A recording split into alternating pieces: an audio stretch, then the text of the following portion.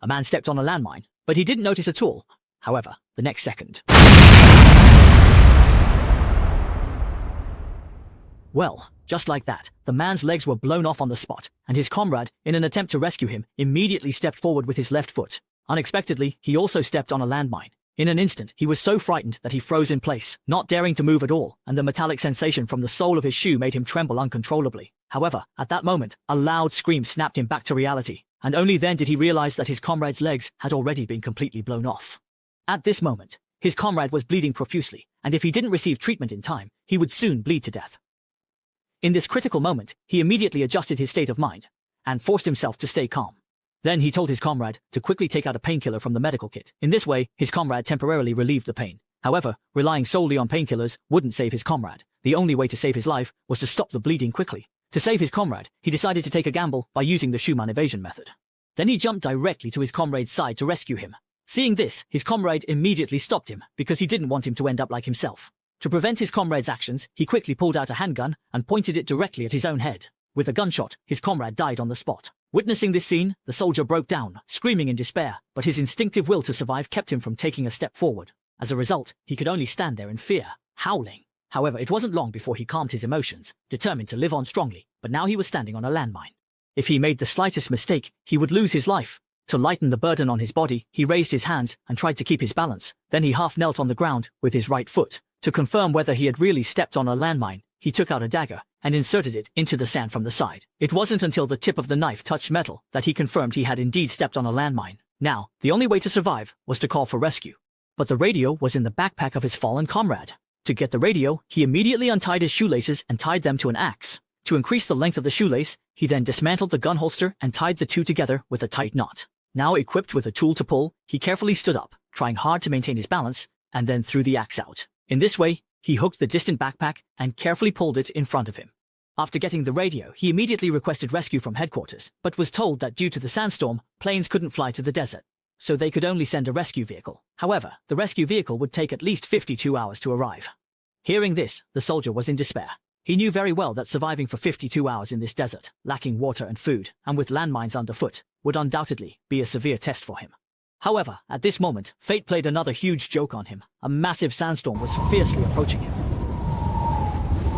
A sandstorm is about to hit the battlefield, but the man is standing on a landmine. If he gets up to run for his life, he will be blown to pieces. To counter this fierce sandstorm, he immediately takes a scarf out of his backpack and quickly covers his mouth and nose.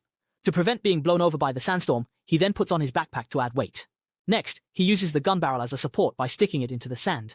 And the final step is to stab a dagger into the sand to secure himself. Just like that, the soldier prepared to withstand the sandstorm. Soon, the sandstorm came head-on, with the fierce wind carrying yellow sand, rushing viciously towards the soldier. In an instant, he was completely engulfed by the swirling sand. At that moment, he didn't dare to open his eyes, and several times he was almost blown away by the sandstorm. Despite this, he didn't move an inch. Fortunately, the sandstorm came quickly and left just as fast. Thus, the soldier luckily escaped unscathed. However, just as he was relieved to have survived the ordeal, unexpectedly, when he lowered his head, he saw a comrade who had been killed by a landmine. It turned out that the sandstorm was so strong that it blew his comrade's body next to him. There was no time to grieve. In order to survive, he immediately dragged his comrade's body to his side and took the radio battery from him. Now, as long as he could contact headquarters, his chances of survival would greatly increase. But unexpectedly, fate played a trick on him again. When he got the battery, he realized that the backpack containing the radio had already been blown several meters away by the sandstorm. Seeing this scene, he couldn't help but laugh at himself. However, the louder he laughed, the more pain he felt inside. Before long, he was dizzy from the scorching sun, so he checked his watch, only to find out that it would be a full 43 hours before rescue arrived. Seeing this time, he fell into despair, so he immediately took out his pistol and aimed it at his head. But he never had the courage to pull the trigger. Then, he desperately shouted at his surroundings. Yet there was still no response. However, can he successfully leave this desert alive? The man used a knife to cut open his military boot, then tore open his sock, revealing the top of his foot. Due to poor blood circulation, his foot had already started to swell and fester. Seeing this, he felt hopeless. Since stepping on the landmine, he hadn't moved this foot for a full 38 hours. If rescue didn't arrive soon, his foot would eventually become useless from the swelling, even if it wasn't blown off by the landmine below. However, under these extreme conditions, he began to experience hallucinations. Gradually, he kept talking to himself, facing forward, and at this point, his mental state was nearly collapsing. Night soon fell, but he still didn't dare to close his eyes tightly. In this sandy, dark night, the howling of wolves was everywhere. Seeing the pack of wolves attacking him from all sides, he immediately pulled out his pistol and frantically pulled the trigger on his wolves. Before he could completely eliminate the wolves, he had already run out of bullets. Just then, a hungry wolf took advantage of his inattention and bit his leg. In this moment of crisis, he quickly took out a dagger to fight back. On this night, he engaged in a fierce hand-to-hand combat with the pack of wolves.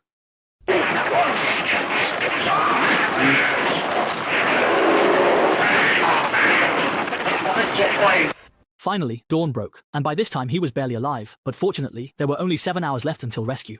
As long as he held on until the afternoon, he would be successfully rescued. Soon, 7 hours passed, and his radio came to life at that moment. It turned out that the rescue team had arrived in the desert on time, but the desert was too vast, and the nearby area was a minefield, which made it impossible for the rescue team to search for his exact location. However, at this moment, the rescue team informed him, if they couldn't find him soon, they would leave the area. Hearing this, he felt hopeless. The only way for the rescue team to find him was to release a flare, but the flare was 2 meters away. To survive, he decided to take a gamble. He then took a deep breath and boldly stepped forward with his left foot.